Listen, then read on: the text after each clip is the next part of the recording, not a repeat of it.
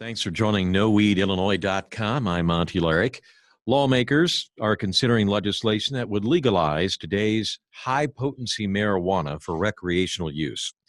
No Weed Illinois opposes legalization, and we are encouraging the public to kindly ask their state lawmakers to vote no on this high-potency marijuana. A variety of experts are backing our concerns in a series of No Weed Illinois presentations. I'm joined by Chuck Marting. Mr. Marting serves on the board of the National Drug and Alcohol Screening Association. During his 20 years in law enforcement, he specialized in drug-impaired driving and detection and was a DUI instructor. He has trained district attorneys, school administrators, and business owners on workplace impairment testing. Mr. Marting is the owner of Colorado Mobile Drug Testing, LLC. Mr. Marting, what's it like to do drug testing in Colorado, a state that legalized the recreational use of high-potency marijuana about 5 years ago? Are the test results surprising, overwhelming, disturbing, or all the above? To be honest with you, it's all the above. I don't think people understood the magnitude of what was going to happen when we legalized this. So what are you finding? You talk about the magnitude of the problem. Just kind of describe what's happening.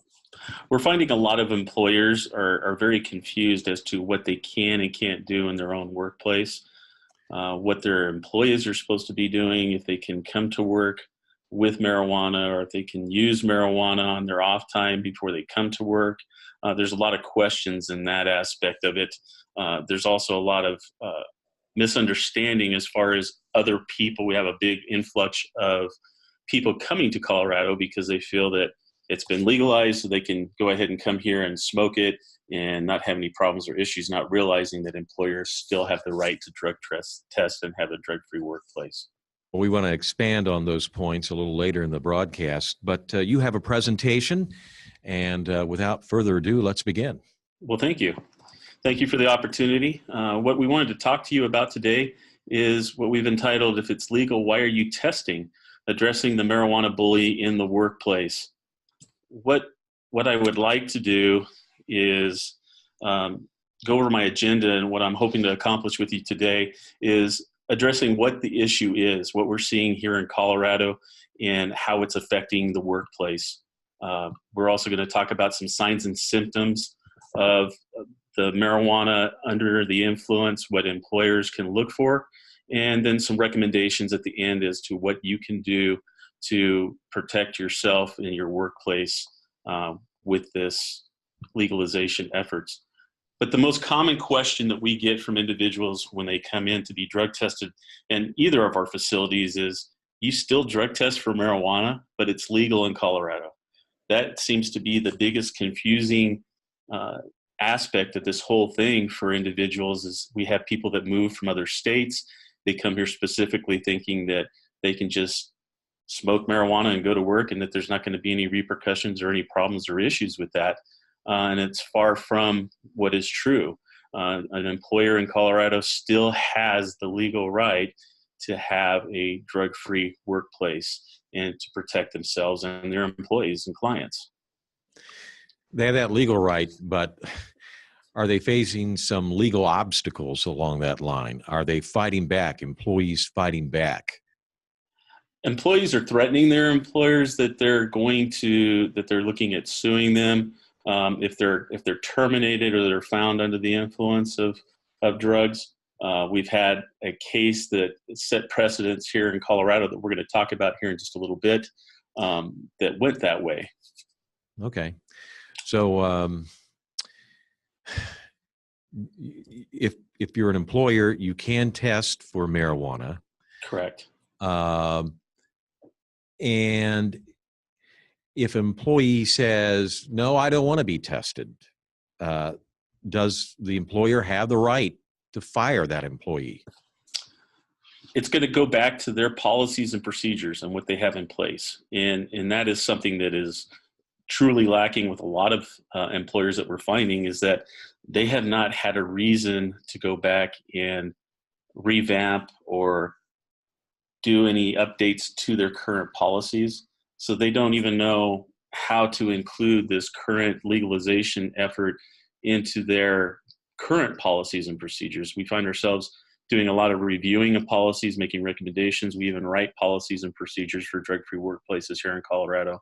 And that's the big thing, is you have to be consistent, and you have to let your employees know that you already test for this, and that any of them at any time can be tested. You can't single people out. If you do, you could have a lot of legal issues in and of that for targeting people, things of that nature. So, yes. Well, I interrupted your presentation. Let's continue. No, that's okay.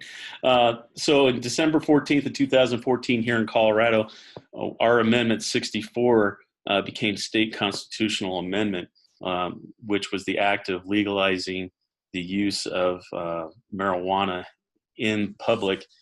And part of the Amendment 64 specifically states that nothing in this section is intended to require an employer to permit or accommodate the use, consumption, possession, transfer, display, transportation, sale, or growing of marijuana in the workplace. That part everybody remembers, but the next part is what they fail to remember, and that is, or to affect the ability of employers to have policies restricting the use of marijuana by employees.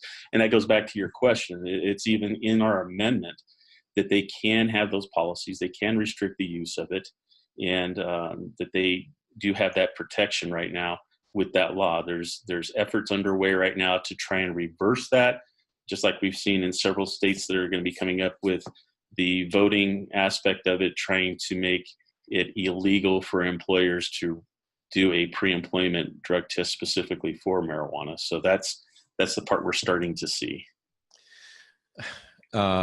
Pre-employment tests for marijuana.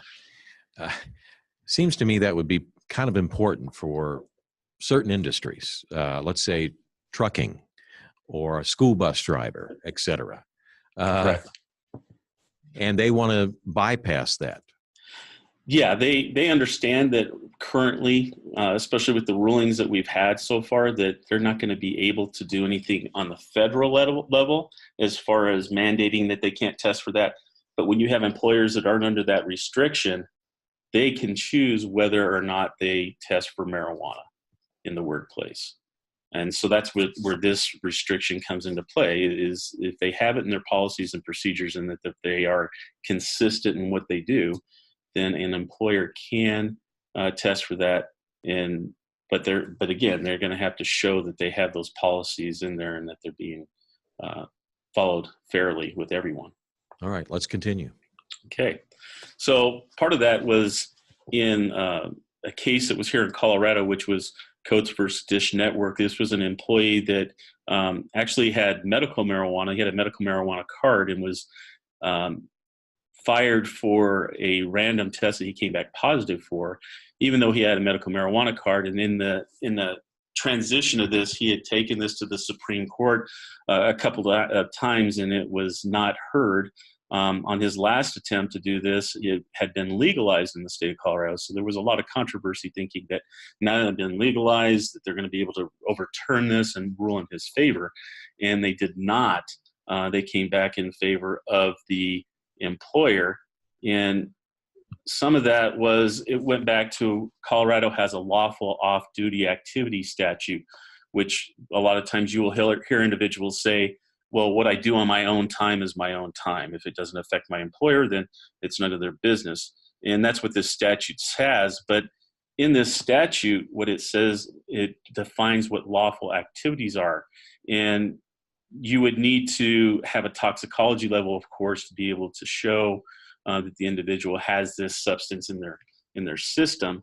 But they had to rule on what lawful activity was and whether it was in place in this situation. And so what the Supreme Court came out and they said that activities in Colorado cannot, that the activity to be lawful in Colorado must be permitted by and not contrary to both state and federal law. And so because it is still against the law federally, they said that the lawful activity law does not apply in this circumstance, that an employer can fire you for using marijuana, even if you do it on your own time and you come to work and they do a random test and you show up as being under the influence of it. And that ruling was in April of 2013, so pretty early on when we had the legalization of marijuana. So you've got federal law and state law, and they don't seem to jive. Correct. It must be kind of confusing for employers about what to do about marijuana. It is very confusing for the employers, but it's even more confusing when we start dealing with our state representatives and individuals that are helping pass laws and take things to the state of Colorado on behalf of employers, when you have individuals that are saying, look, I need the protection of my workplace and to be able to have these things. When these individuals are starting, we're seeing a lot of them going towards the legalization effort. And I think a lot of that, in my opinion and what I've seen, is because of the money.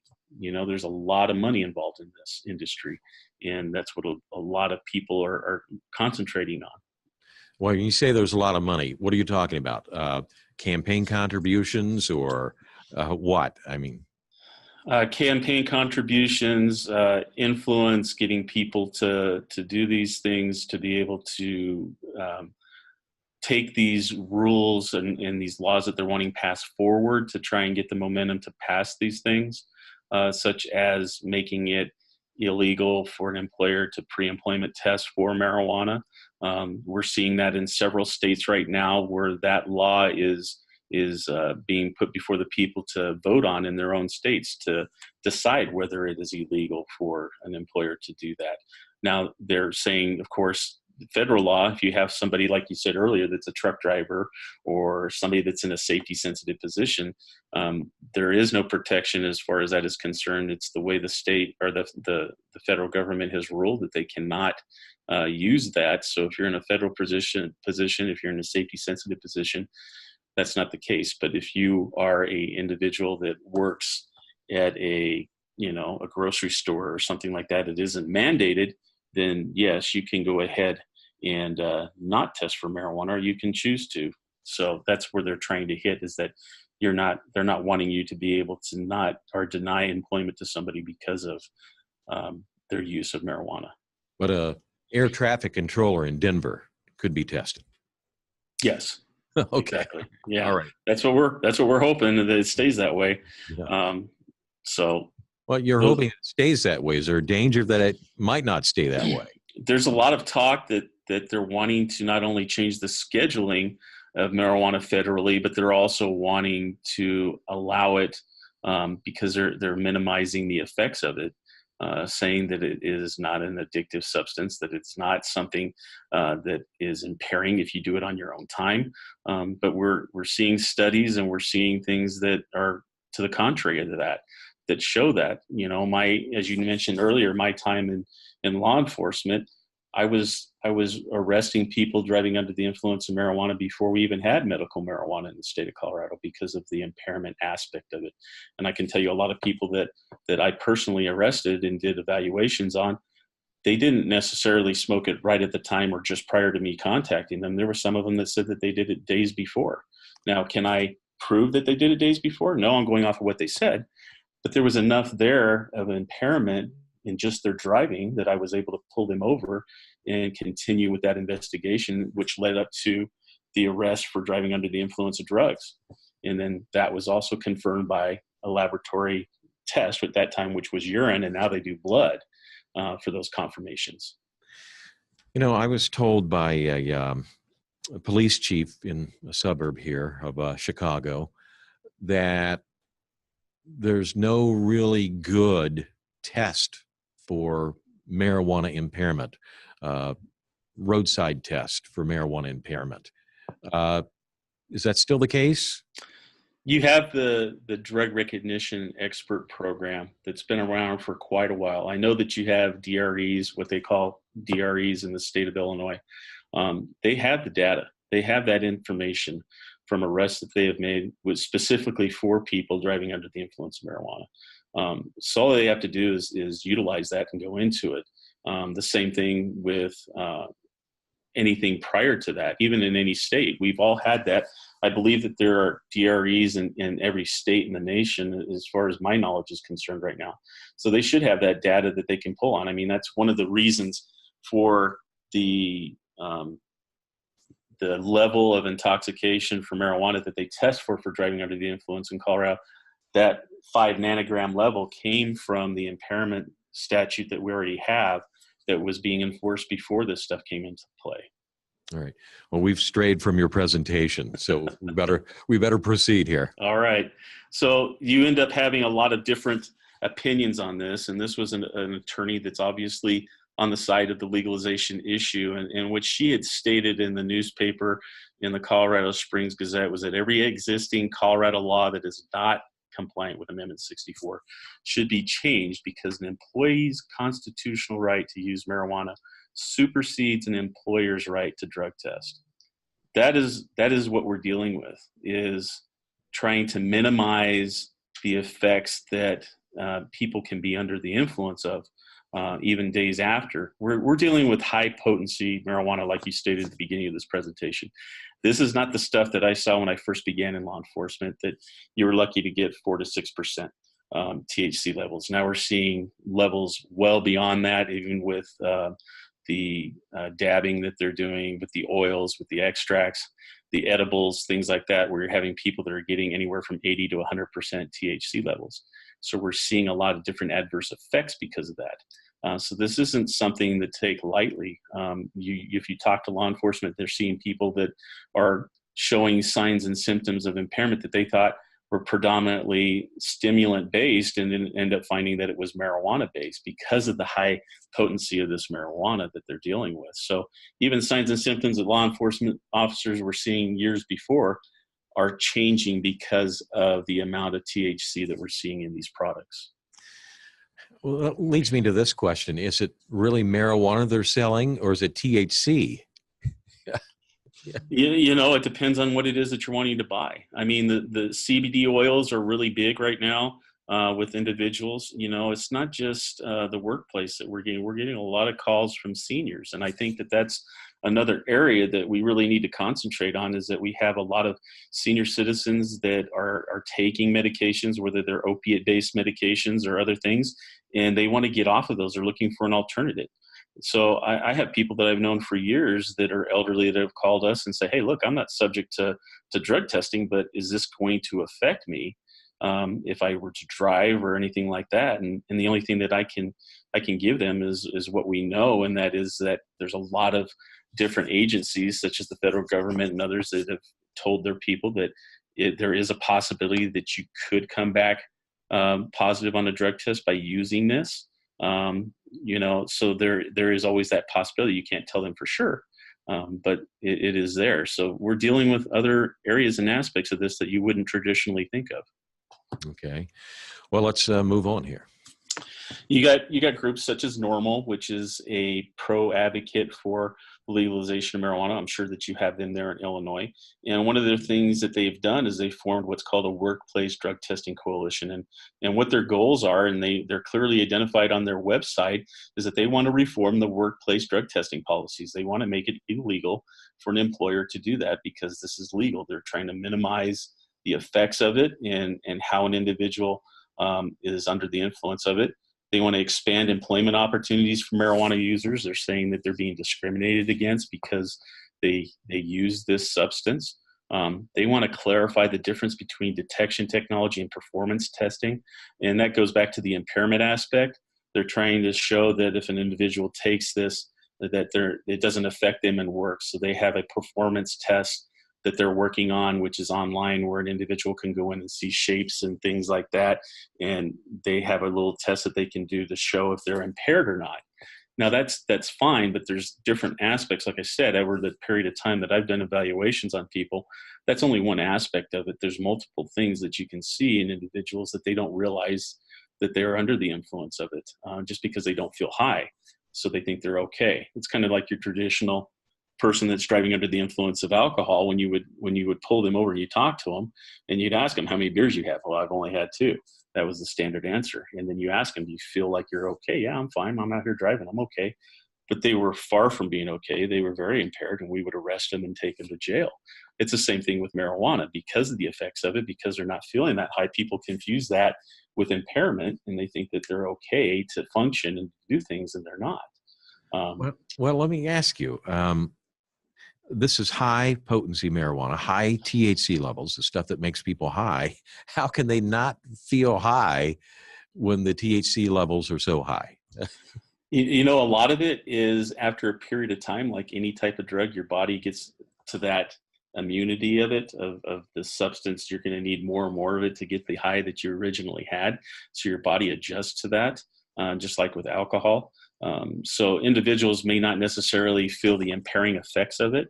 But like I said earlier, having been in law enforcement and doing, impairment detection and driving, they're obviously under the influence of it, and they don't realize it. When you contact them, they say they're okay, and they're not, or else you wouldn't be contacting them in the first place, based on the things that you saw. All right. So, a lot of this is with their goals with normal is they're also wanting to highlight off-duty state laws and legal protections for employees. So they're wanting to take that aspect of it out that I talked about earlier with Amendment 64, where an employee or an employer is protected by their policies and procedures, if they're even consistent with that. Normal has on their website what they believe should be the standard workplace drug testing policy, and you can go to their website and you can read it. In my opinion, looking at it, having deal with this every day with employers, it's in my opinion laughable.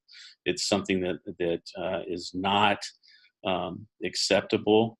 And if an employer were to adapt that, I would think that they would be open to a lot of different legal ramifications by going by that. And that's my opinion. Okay. Well, let's expand on this. Why is it laughable? You said it's laughable. Well, and like I said, and that's my opinion, having seen the things that I've seen and the things that we deal with on a daily basis, even now with drug testing, they do not feel that this drug has any impairing effects. If you were to smoke it on Friday, they feel that you're safe to be at work on Monday. And they feel that people, unless they're not able to do those tasks that they've been asked to complete, that they're fine. And obviously, when you have an employer that sees things that are happening, and you got to figure that employers see these individuals at work a lot of times a lot more than their own family members do. So they know what's normal for that individual coming to work. But when you have somebody that comes in and the person does the same job every day, and all of a sudden there's things that are catching your attention, like them not completing a task or not completing the task properly on something that they do on a daily basis, and now there's those things that are coming into the employer's mind, and they're saying, there's something here, we need to probably random drug test, and they do, and the person comes up with showing that they have marijuana in their system. That is probably one of the signs that they do have some things going on that's not allowing them to competently do their job at work. So there are reasons why a drug-free workplace went into effect, is what the bottom line is. And now you have individuals are trying to disregard that and say that it's ludicrous and that it's nothing that should be. So they're wanting to change those things. And I think a lot of it is just information that individuals don't have yet, or they're not aware of, that we as a public need to get out more and to allow people to understand. All right. This is No Weed, Illinois. Monty Larrick here, joined by Mr. Chuck Marting. Mr. Marting serves on the board of the National Drug and Alcohol Screening Association. He worked in law enforcement for some 20 years, and he is the owner of Colorado Mobile Drug Testing, LLC. Let's continue with your presentation. Okay.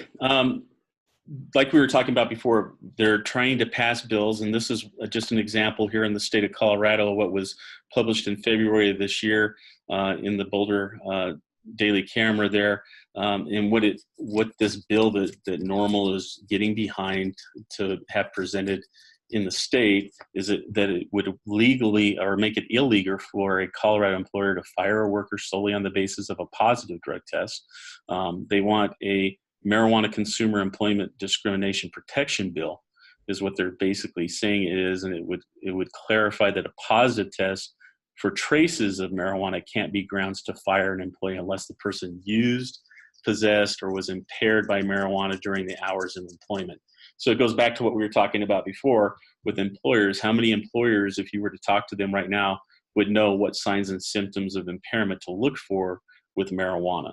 You know, alcohol, we've been conditioned. We've seen people either in real life or on TV. So people being impaired with alcohol is a pretty easy one for most people, but they really don't understand what marijuana does to an individual or how their body reacts to it and what specifically to look for. So those are the things that we need to address with training and things like that. But it would also require employees to provide objective evidence. So it's not good enough that you just see signs and symptoms. You're going to have to present evidence to show that, yes, this person was showing signs of impairment, and that's why I asked them to do a random test. And long story short is they're trying to make this very difficult for an employer to even want to address this because they would be looking at legal ramifications, having to objectively show evidence that a person was impaired within their workplace. So now we're trying to turn employers into detection experts to be able to do that. And we need the training programs, and that's what we do a lot of is training employers what those signs and symptoms are. And that is something that I would highly encourage the people of Illinois and the employers there to have is to have a program should these things go forward there to be able to help your employers, because this is the road we're going down and what we're seeing right now. Signs and symptoms. What are a few of those? Maybe low productivity, absenteeism, or what? You're going to have those, but you're also going to have fine motor skills, things like that. You're going to have divided attention tasks, things that if somebody was to do multiple tasks at the same time normally, that they're going to have difficulty in doing. You have some vision impairment that's going to happen. You also have individuals that can get sick because of their use from marijuana. There's things like that. Balance, there's perception of time and distance, which really comes into play if you have somebody that's, for example, driving a forklift, having that time and distance and understanding what you need to do with that forklift is a pretty important thing. Same thing with driving tasks and things like that. We're asked to do multiple things at the same time, and these people will have difficulty in doing that. We see that all the time, and I'm going to give you a couple of examples with employers with things that they dealt with just to show you that. So this is just to give you an idea that they want to prohibit these laws. They're wanting to take those rights away from the employers, and they're looking at different ways of doing that. Okay. If you want to proceed here. So this is just one example. This is one of my clients here. And this company here in the state of Colorado is a seasonal employer. They hire about 175 to 200 employees every year for this company. And what they did this year is they decided to do urine testing. They traditionally had done saliva testing. They wanted to do urine testing because of the longer detection time, because it is a manufacturing type environment. They wanted to make sure that their people were safe. They didn't feel that they'd have a big issue. But out of the 175 employees that we tested, 25% of them, which was 44%, failed their pre-employment testing. What's more concerning about that is out of the 44 people that were tested, only 4 of them tested positive for marijuana, with one of them testing for multiple other drugs. So the other 40 that came into our facility never even got to give us a valid test because they gave us synthetic urine or fake urine or borrowed urine from somebody. So who knows if these other 40 people would have actually passed a test, but because they're afraid from what they hear about the effects of marijuana, that it stays in your system for long periods of time, they take that added measure of trying to ensure that they're going to pass a test by purchasing these products or having somebody else provide them a clean sample to try and fake when they come into a facility such as ours. I just learned a term today that you mentioned, synthetic urine. Yes, it's a real thing. The picture that we have there is real. Like I was showing you earlier, just so people can understand, this is a bag of synthetic urine from 1 week in our facility. And that's just this office here. It's the same bottle that you see on the screen there. But we are able to find out when people are doing this, and it's just from doing the procedures that we do for drug testing. We're not doing anything different. We're following the steps that we were taught to do it. We're just very vigilant in doing it. And if you're paying attention, if you're looking for signs of this substance being used, you're gonna get it. You're gonna find it. And we talk to people and we tell them, hey, look, this is not urine, and we tell them why we know it's not urine. And they end up giving us the bottle. They end up giving us the stuff that they brought in. Last week, one of my collectors had a baby food jar that was given to her that had somebody else's urine in it that they had put into their pants and gone into the restroom with. So, there's extreme measures that we see people go at to try and pass a drug test. And what's sad is a lot of these people, if they only did it one time, would probably pass their drug test. But this same employer, because of this, has gone to other measures that they're trying to do. They're very frustrated, and they're contemplating, and they decided to do this year, was to go back to saliva testing. And the reason for that is there is a shorter detection time with saliva testing compared to urine testing. So an individual, for example, could potentially smoke or participate in using marijuana products on a Friday, come into work on a Monday, and they could possibly pass a saliva test. In most cases, we've seen them do that. Where with a urine test, you're not going to be fortunate enough for that to happen. We had individuals that come in for this employer, when they found out they had to give a urine test, would turn around and walk right out because they knew that they weren't going to pass that test, but they were thinking they were going to have a saliva test to take. Is the testing more effective when the person who's being tested has smoked marijuana, or is it more effective when they've indulged in edible marijuana? A lot of that's going to depend on the potency and the amount of THC that's there. And traditionally, you're going to have high amounts of THC in the marijuana now because of the way that it's being produced. But you also have now, with the purity of the oils and everything else that they're having, where the levels are being manipulated, where they can have this stuff really high, like we were talking about earlier, anywhere from 80 to 100% now.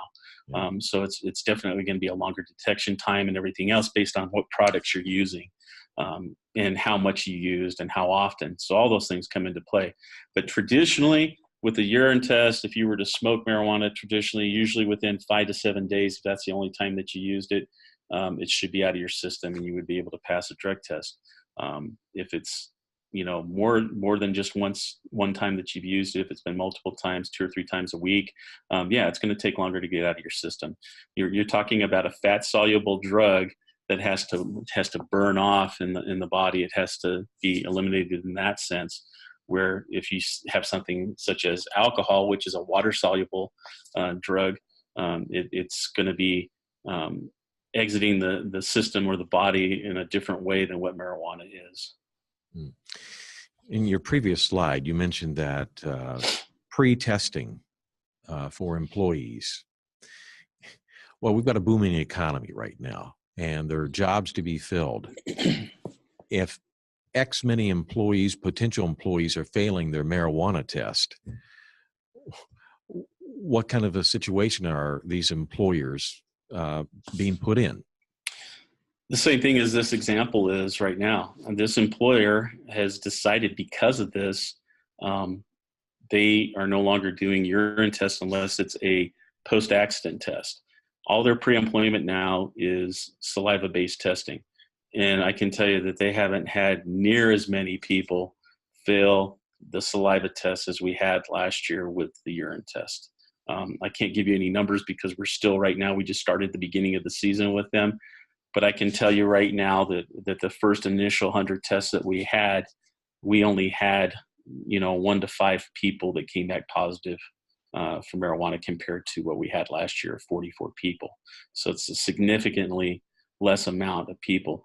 And one of their things that they wanted to do that is with saliva testing, it's supposed to be it's more of an impairing type thing. So the thought and process with that is that if they can pass a saliva test, theoretically, they may not be under the influence of it And so that's why we're able to why they'll go ahead and accept that.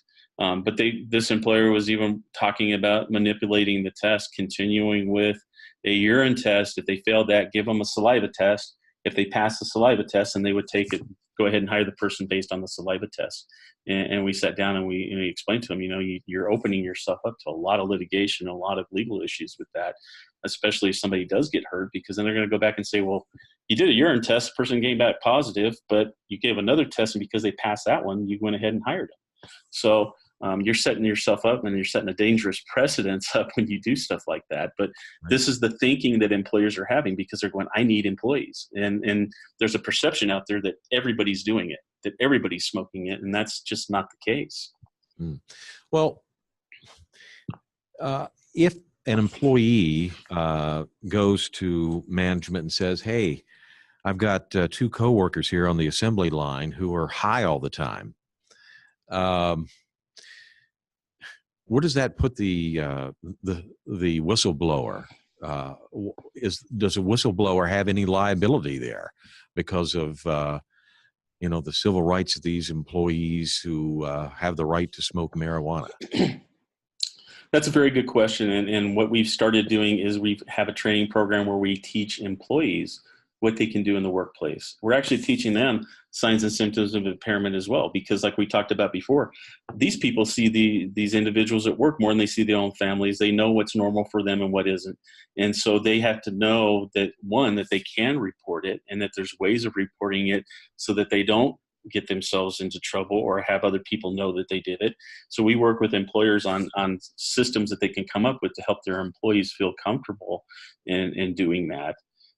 The other thing is too, is they need to know that, a lot of your employers, they don't necessarily have to fire you because you're under the influence of this. A lot of them have second chance policies in their workplace, drug-free workplace policies that allow them to have somebody say, look, you came up positive for this test. If we have this class that we have you go through, go ahead and do that. And if you end up coming back positive on another test, then this is what the consequence can be. And they have that all laid out, but it has to be documented in their policies, and they have to follow that. We've had a lot of employers that have a lot of success on that, because it gives the appearance and it shows that you're not targeting people, that you're trying to predominantly have a safe workplace. And that's what your ultimate goal is. And these are the things that you put in place to help that occur. Okay. Well, I've kind of steered us away from where we need to be. So okay. It's a huge topic.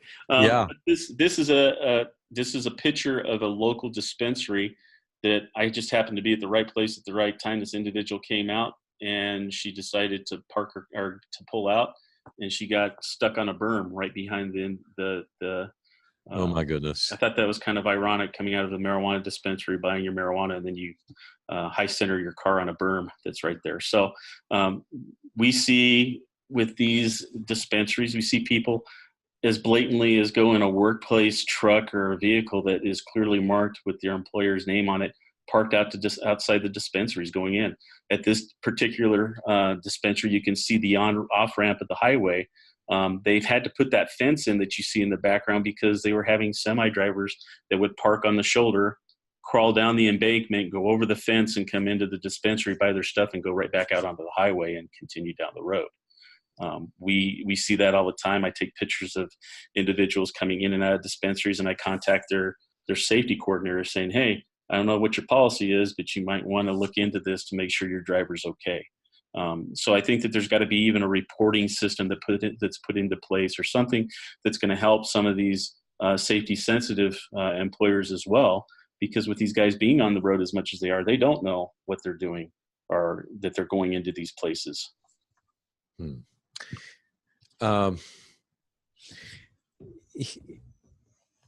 If you were going to tell Illinois lawmakers about who are intent on legalizing recreational marijuana, what regulations, standards,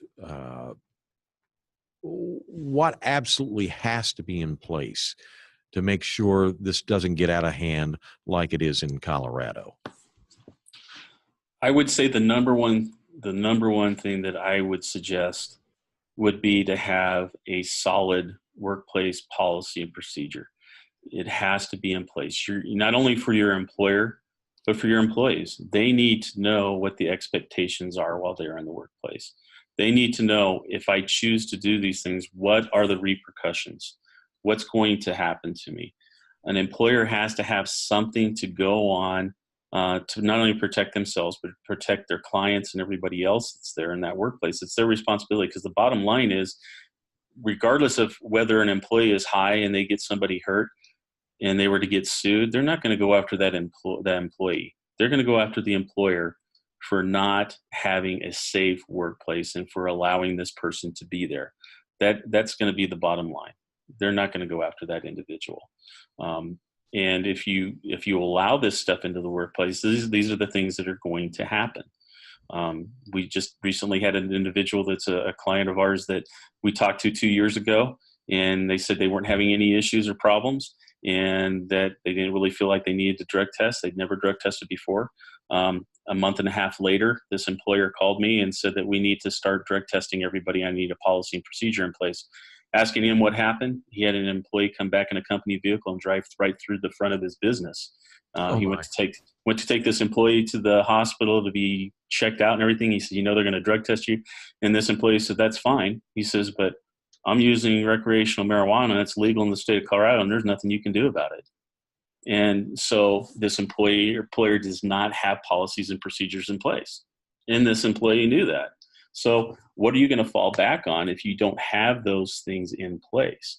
You're kind of leaving yourself out in the wind, and you're allowing yourself to be in a position where somebody could possibly not only sue your business, but put you out of business because of just one incident that could happen. So that's the most important thing in my mind. Okay. Well, the Trump administration may be softening its resistance to legal marijuana. Labor Secretary Alexander Acosta recently suggested at a congressional hearing that employers should take a step back on drug testing. What do you think? I don't think that they've talked to individuals in our industry that see this on a daily basis. They haven't seen the statistics that we can now start keeping, that we're seeing, and how it's affecting the workplace. I think they need to talk to employers that have had these issues in their workplace, that have potentially not only lost productivity, but are on the verge of possibly even losing their business and their livelihood because of this drug. There are employers, and I'm not being over dramatic with this, but there are employers out there that are having issues with this in the workplace. And the biggest thing to them is they're not receiving any help in their eyes in protecting what they have and allowing people to be in their workplace.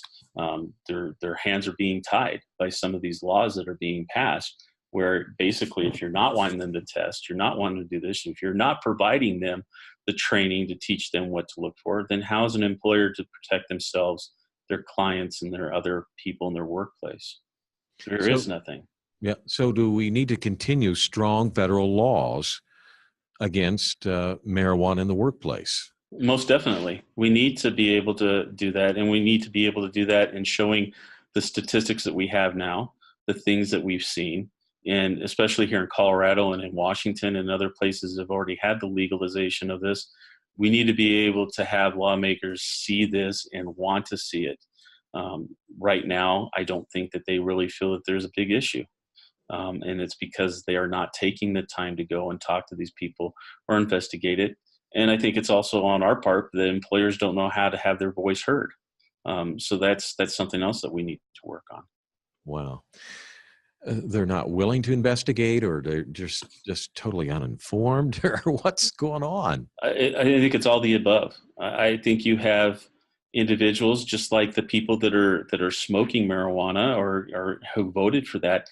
They didn't read in Amendment 64 here in Colorado that they could still be drug tested, that the employer still had a right to do that. They automatically felt that they could just go ahead and do it because it's legal here.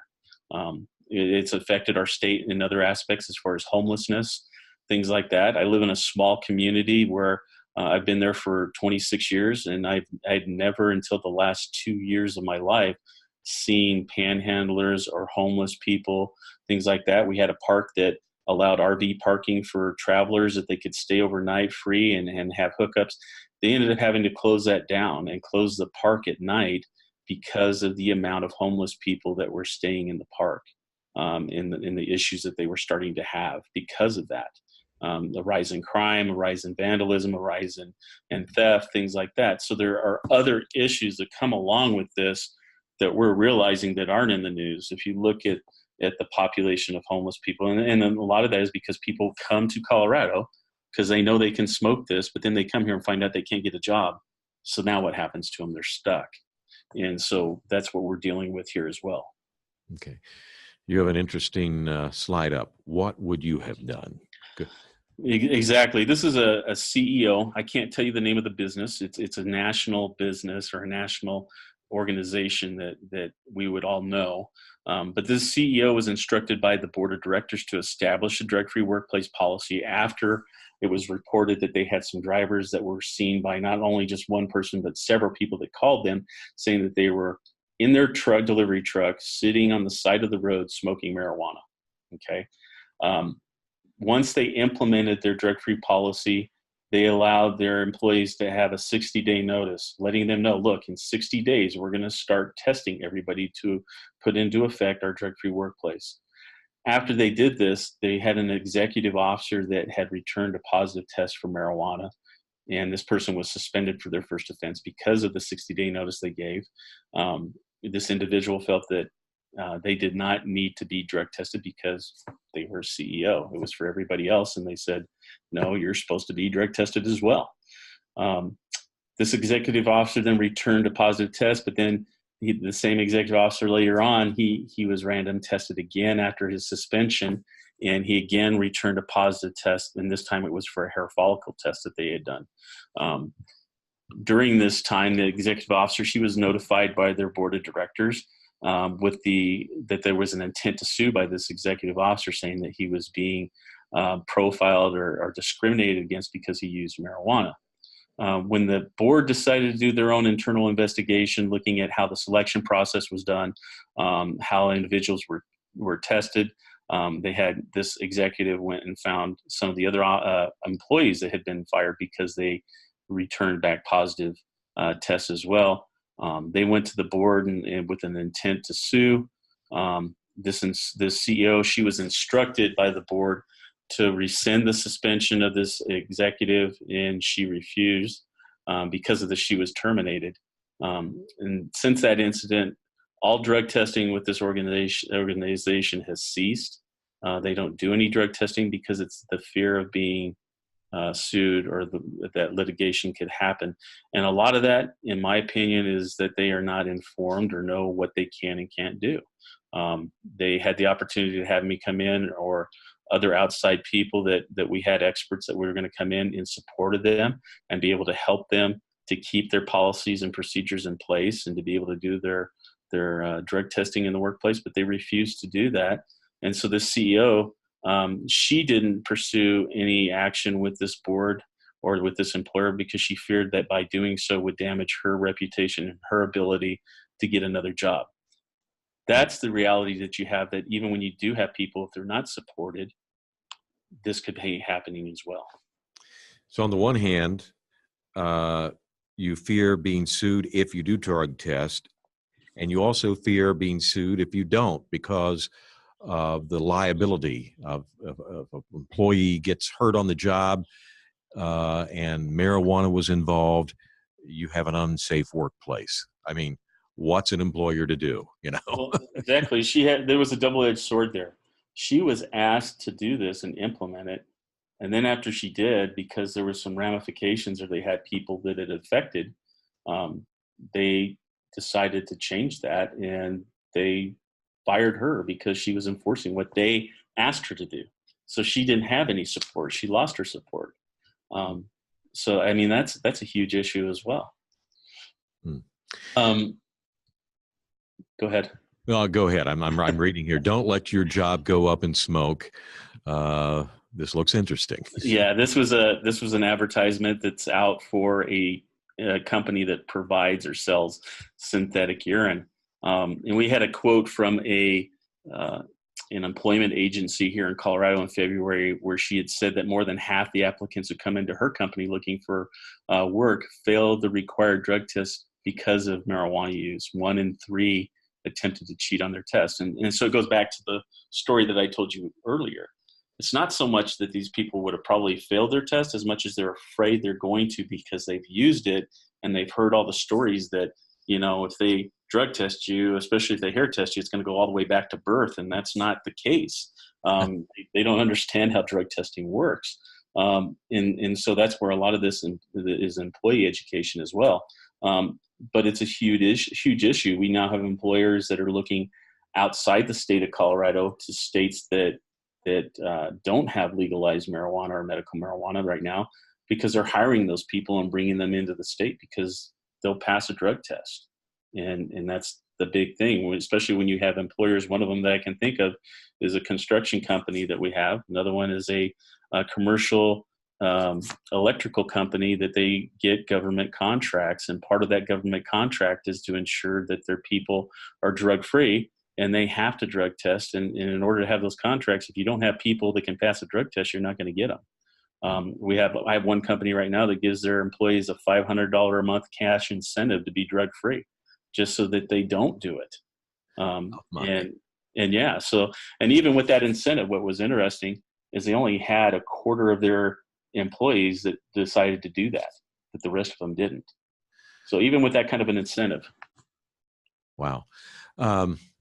So employers in Illinois, they're having trouble right now filling jobs in the construction trades and what have you.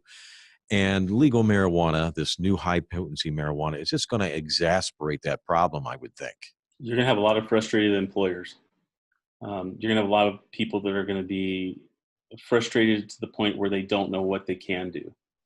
They're going to be looking to you. They're going to be looking to others for guidance and direction on what they can do legally and how they're going to be able to get people into employment. You're going to see more and more employers do exactly what this one employer did, which is offering incentives to people to come in that are drug-free. It's like I've told my own kids, I said, if you can stay away from this, you can have any job you want. You're going to be able to pass a drug test. Yeah. Well, you've got something on up here. Do you know how to protect your business against the industry of drug cheating? That is the big question that we talk to a lot of employers, like I've talked about before. They don't know what it is that they can do next. Some of the signs and symptoms that we talk to them about and we share with them is there are things that you can do that are not invasive. And one of them is looking at people's eyes. My mother told me when I was growing up as a child that, the eyes are the window to the soul. And I didn't understand how effective or how real that was until I got into the drug testing aspect of this. So that's something that's simple that we can show somebody that they can see right away that there's something wrong with an individual's eyes and what's going on. There's other things that they can do as well. I'm going backwards here. There's other things such as looking for red eyes, and that's not necessarily a big sign and symptom anymore, especially if they're using edibles. They're not going to have the red eyes, and that's just from the irritants from the smoking of marijuana. But they're going to have distorted perceptions. They're going to have difficulty thinking and problem solving. You're going to have a loss of physical and mental coordination and dividing tasks like we talked about earlier. Difficulty shifting their attention to meet the demands of their environment. They're going to have perceptual functions that are going to have problems with. The diminished ability to concentrate and maintain attention to tasks at the hand. Like I talked about earlier, distorted time and distance, which is really going to be affect people, especially have delivery drivers, things like that. But there's residual effects that can last without them knowing it for days or even weeks, depending on how much and how often they used. When you talked about the extreme doses of marijuana, there's even more things that we're seeing now that we talked about earlier, which is we're starting to see people that are becoming extremely paranoid when they're taking this stuff. They have hallucinations now because of the high potency of this stuff. They may have delusional behavior when you're dealing with them in the workplace. Violence, bursts of anger, people becoming upset, especially individuals that you would have never thought this stuff would happen to. All of a sudden, you're seeing these behavioral changes, big behavioral changes. Wow. Sometimes you have. And we're led to believe that marijuana is kind of mellows you out and, makes you less aggressive and you chill out. Yeah, well, and that's probably the case when I started first in law enforcement. The old adage or the joke is if you walked into a 7-Eleven, you saw somebody walking out with a Slurpee and a moon pie, they were probably high, and that was probably the case. But that's not what we're seeing now. It's not a drug that you can categorize a certain type of people in our community that would use this. We're seeing CEOs, we're seeing executives that are using this stuff, and it's very high potency stuff like we talked about earlier. A lot of it, people think that they're having heart attacks or seizures. You can read about that almost on a daily basis. Just check with our emergency rooms and our hospitals around the state of Colorado, the increase that they've had in individuals coming in because of reactions that they've had in using marijuana. You have people that have anxiety attacks that are both at work and at home because of this stuff. And the high is reported to have lasted for days instead of hours like people think it is. You can have long-term side effects from this stuff, like we talked about earlier, fatigue and paranoia, your mood swings that people have. It's going to affect their health. It's going to affect the respiratory system, things like that. I mean, like we talked about earlier, I think that you're looking at the next big industry that's going to be sued like tobacco was for people not being protected from what happens to them when they use this stuff, because we've been telling them as a community that this is safe. It's safer than alcohol, which is ironic to me that we're trying to compare one drug to another and say one is safer than another. That's where we're at with this. We're going to see the effects of what we are allowing to pass right now that's going to come to fruition in a few years. When you start seeing the lawsuits, you start seeing people coming to our states, and then the states are going to go to the government looking for help because they're going to get sued. They're going to have people coming after them because they did not do their due diligence in protecting them. Well, we are short on time. I'd like to ask you, what should voters in Illinois be telling their lawmakers about the legalization of marijuana? In my opinion, and what I am seeing here, it's a mistake. It's something that I think that they need to do more searching into, something that they need to check with a lot of these states already, if they haven't already, as to the aspects of it. One of the things that I think everybody is concerned about is this is a huge cash cow. It's a way for them to get out of their deficits and an answer to their financial issues that they're having, which is probably right. We have a lot of people that are making a lot of money with this industry, and that's predominantly why a lot of people get involved in it, is that they're making money with it. I think that they need to talk to employers. They need to find out what their employers feel about this. They need to talk to people that have already been affected by this, like some of the employers that we have that could tell them how their workplace has been affected by this. It's not a drug that goes without its effects, and that's what they're going to find out. And by doing those measures, we can empower ourselves. Correct. Education is power. We've always heard that growing up as a kid. I heard that all the time. Education is power. Statistics are also proof, and those things can't be lied to. They can be verified. Those are the things that we need to look at. Like I said, the DRE program, or the Drug Recognition Expert program, that the International Chiefs of Police have had in existence for quite some time, they have statistical data that they can show for impairment, the amount of people that were arrested and the people that they've had contact with even prior to medical marijuana or illegal marijuana being passed.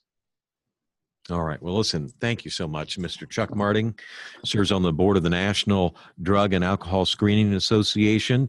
He's the owner of Colorado Mobile Testing, Drug Testing, LLC. Mr. Marting, if people have more questions, maybe they'd like to make a connection with you, what can they do? You can more than happy to answer questions or be able to help in any way that we can. Two ways that you can get a hold of us is on our website, which is Colorado Mobile Drug Testing, all one word, .com.